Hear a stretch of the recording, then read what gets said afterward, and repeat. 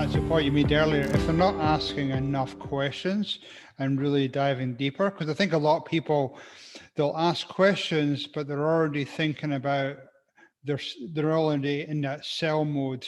They're almost thinking about what they're going to say without actually listening to what the client or customers are wanting. That's exactly right. And I think it's a curse of knowledge in a sense, right? The more prospects you talk to and the more you understand about your product, the less you think you need to listen.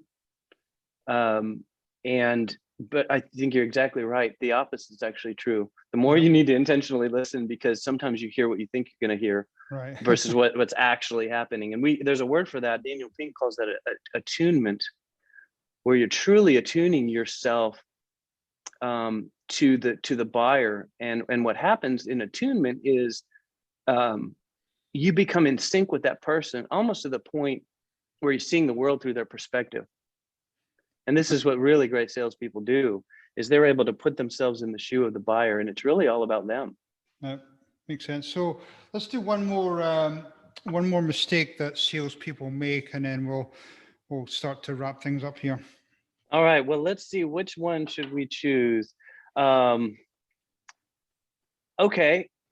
There are so many more, but here's one that I like that's kind of fun.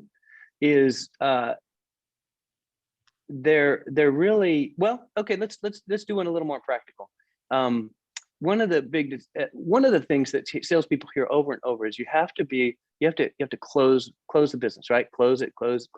We need closers. Always be closing. ABC. Close. And you hear this from your sales manager, and you see this in movies about sales, and it's kind of a funny trope.